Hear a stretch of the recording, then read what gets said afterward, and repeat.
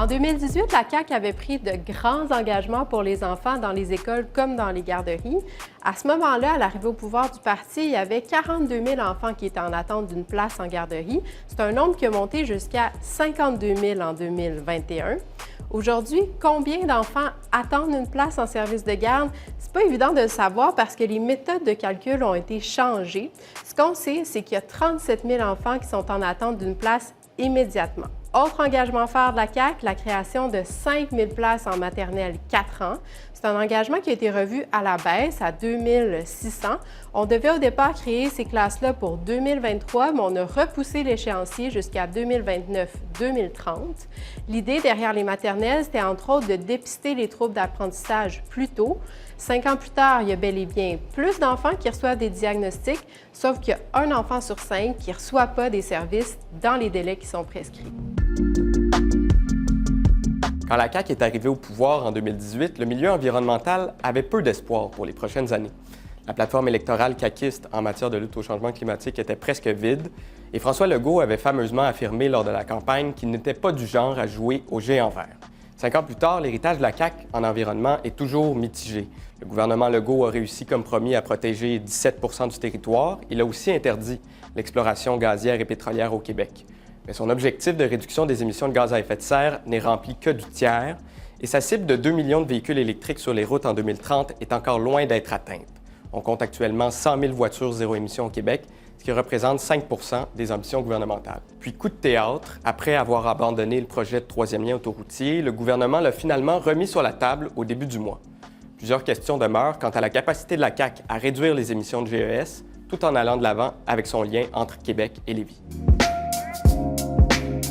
En santé, la CAQ elle s'était engagée à ce qu'on ait à attendre un maximum d'1h30 avant d'être prise en charge par un médecin à l'urgence. Force est de constater qu'en 2023, c'est pire. On est rendu plutôt à 2h30 en moyenne d'attente aux urgences pour être prise en charge par un médecin. C'est pire que ce que c'était quand ils sont arrivés au pouvoir. Autre promesse importante, la CAQ s'était engagée à ce que tous les Québécois aient leur médecin de famille. Dans ce temps-là, on est à peu près autour de 80 %.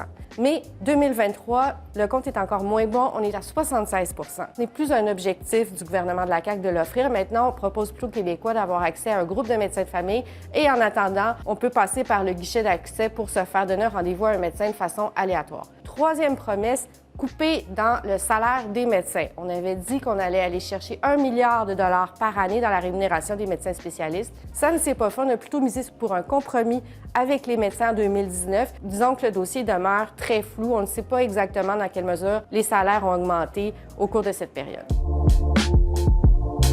Depuis 5 ans, François Legault se pose comme le défenseur de l'identité québécoise. Il a rapidement fait adopter la loi sur la laïcité de l'État, qui interdit notamment le port de signes religieux chez certains employés en position d'autorité. Pour protéger la loi 21, l'Assemblée nationale a eu recours à la clause dérogatoire, ce qui permet à la plupart des dispositions de la loi controversée d'avoir effet indépendamment de la Charte canadienne des droits et libertés. Aussi, le gouvernement caquiste a limité le nombre d'immigrants permanents.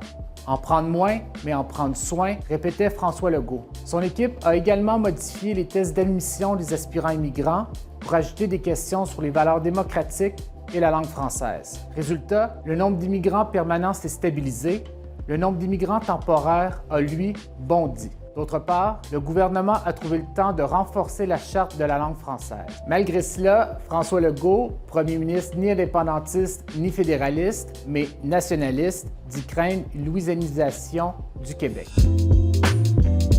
François Legault est issu du monde des affaires. Dès son entrée en politique, il y a 25 ans, il en a fait sa marque de commerce. En 2014, en pleine campagne électorale, il parlait de l'économie comme d'une obsession. Il voulait que les Québécois soient plus riches. L'Ontario est un des points de repère que M. Legault affectionne. De ce point de vue, la comparaison joue en sa faveur pour certains aspects. Du côté de l'emploi, le taux de chômage était à 5,1 % au Québec en 2018. 5 ans plus tard, il est descendu à 4,3 % dans un contexte de pénurie de main-d'œuvre. Pendant ce temps, en Ontario, le taux de chômage était en légère hausse à 5,9 % récemment. Pour ce qui est du niveau de vie, Le produit intérieur brut par habitant a augmenté au Québec depuis 5 ans. Il est passé de 47 058 à 47 624 par personne. Pendant ce temps, en Ontario, il a plutôt diminué de 54 677 à 54 076 par personne. Donc, si l'écart du niveau de vie semble diminuer, il reste encore du chemin à faire pour rattraper nos voisins ontariens.